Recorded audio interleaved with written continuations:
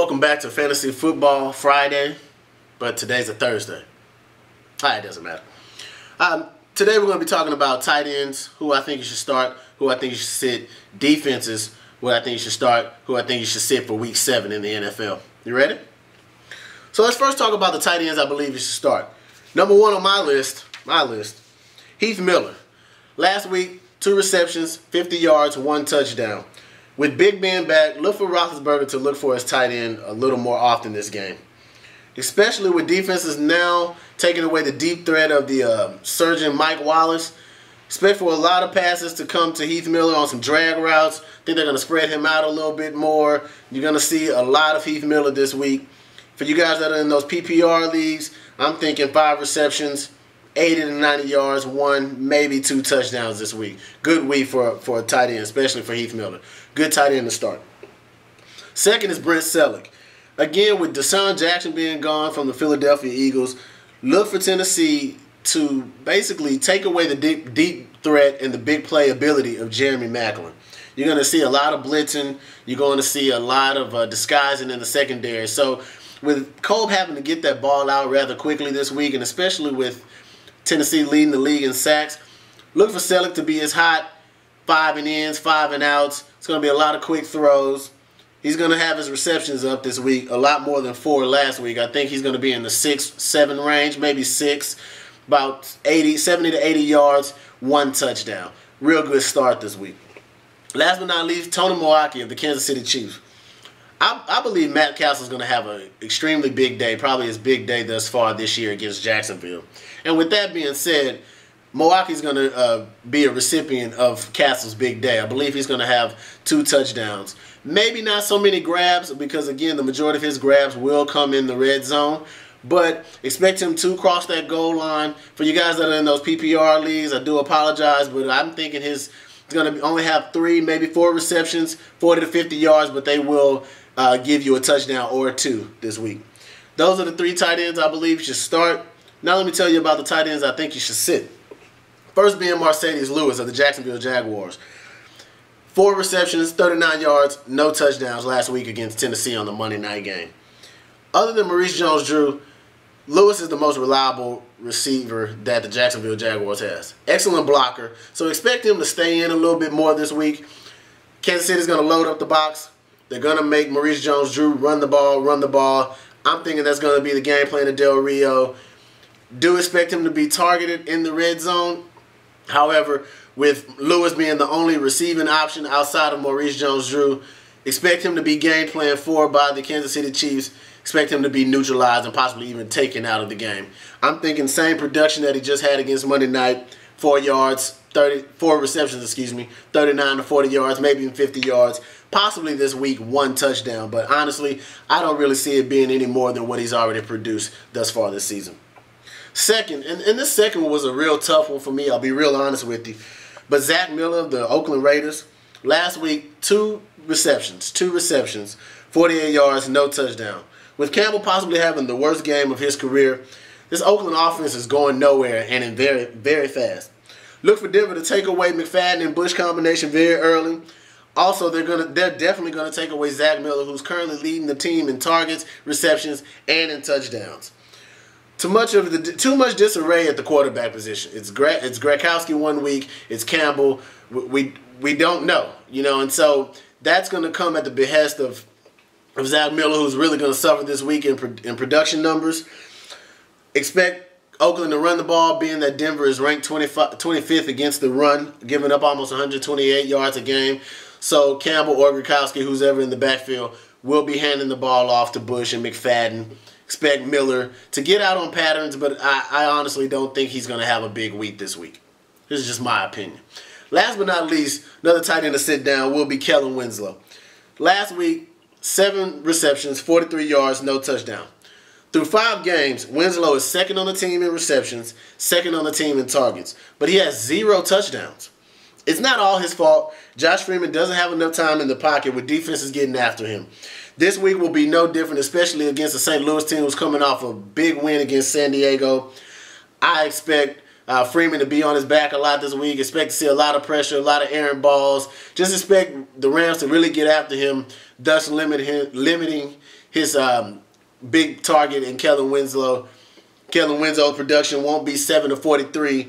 He may have a few more yardage this week, but I think the grabs are going to go down. So look at about 5 yards, 5 receptions. I do apologize. 5 receptions, 60 to 70 yards, maybe 1 touchdown. Maybe 1 touchdown. Those are my tight ends I think you should sit. Here's some sleeper picks for you guys that need some tight ends on these bye weeks. Vernon Davis is a good pickup. I think San Francisco is going to have a good game on the road, going for win number 2 in Carolina. Todd Heap, obviously a no-brainer for Joe Flacco. They're playing the Baltimore Bills at home. So Todd Heap's a good one. Billy Bajima, I hope I pronounced that correct. Billy Bajima, he's the tight end for the St. Louis Rams. Bradford's been blowing it out of the water. Look for Billy Bajima to be targeted down there in the red zone. Not sure what the stat line's going to be, but I think he's a sleeper pick, especially for those tight ends or for those teams that are on a bye. If you need a tight end, maybe he's a good pickup. And last but not least, another sleeper, Tony Gonzalez. Obviously not a sleeper to us who follow football, but he is a good tight end, good pickup this week. Atlanta's going at home against Cincinnati. Cincinnati's currently ranked they're ranked 13th against the pass. Look for Gonzalez to be a viable red zone option. Again, those are my sleeper picks for tight ends. I'm giving you the tight ends I think you should start. I'm giving you the tight ends I think you should sit, and some sleeper picks. Now we're going to move on to defenses. So defenses to start for Week 7. Obviously, this first one's a no-brainer. Baltimore. They're playing at home against Buffalo, who's ranked second to last in passing per game at 145 yards a game, and they're ranked 16th in rushing with only 106 yards a game. So look for Baltimore to get after Fitzpatrick very early. Here's a side note with that. Baltimore's defense currently ranked 3rd against the pass. So you have Buffalo's ranked second to last, 31st on offense with the pass. Baltimore's defense is ranked 3rd against the pass, giving up only 175 yards a game. Also, they're ranked 13th against the run, giving up 105 yards a game. Baltimore is a good start this week. Second, Tennessee. Coming off a great win against Monday night against Jacksonville, Tennessee leading the league in sacks, second in interceptions. Look for them to take advantage of the Eagles missing their big play receiver in Deshaun Jackson.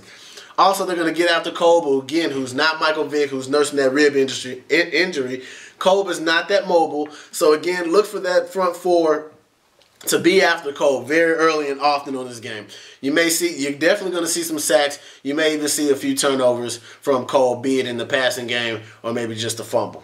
Okay, Tennessee, again, right now, they're 8th against the run, 23 against the pass game. But I think that's really not going to matter that much, being that their front four gets after the quarterback. They work extremely hard throughout the game. If you ever watch a Tennessee game, they rotate those front four guys so they keep fresh bodies in. I guarantee they're going to get after Kolb this week. Tennessee is a good defense start. Last but not least, Seattle. Seattle's going against this week. Do apologize. I have to get my notes together. Seattle's playing at home this week, going against Arizona. Arizona's is 26th in defense, 29th in rushing defense.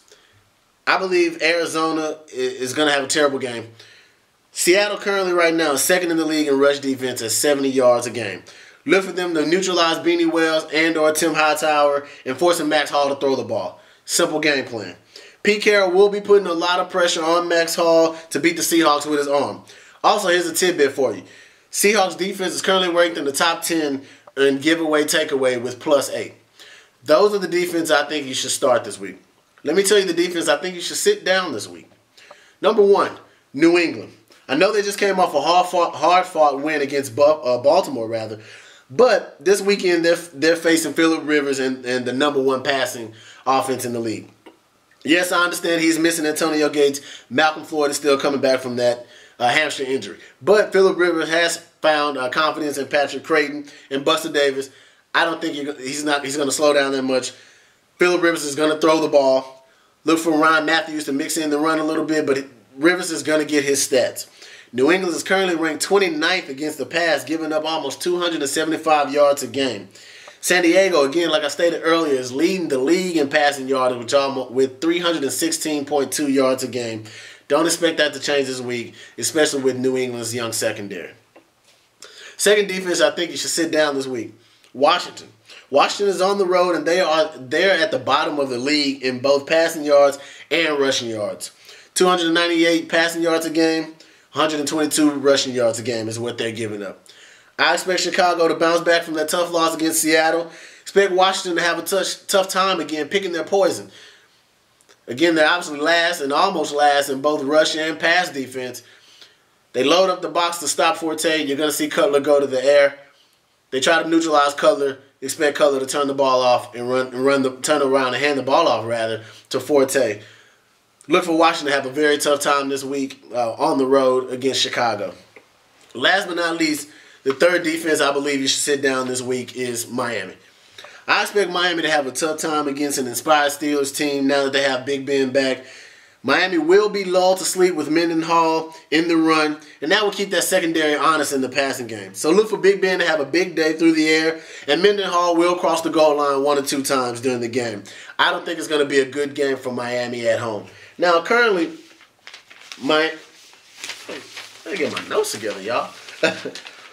Currently, Miami, if I can find them, here we go. Miami is ranked 16th against the run and 12th against the pass. But like I said, being that they're middle of the pack against the run, expect Mendenhall to pound them. Look for some play actions late. Big Ben's going to have a big day. Those are the defenses I think you should start and sit. This is Roderick Blair with the Fantasy Friday, shot on a Thursday. Hope you enjoy. Please, if you like, hit the like button. If you don't like, please drop comments and let me know how I can improve or what you would like to see done differently. Thank you.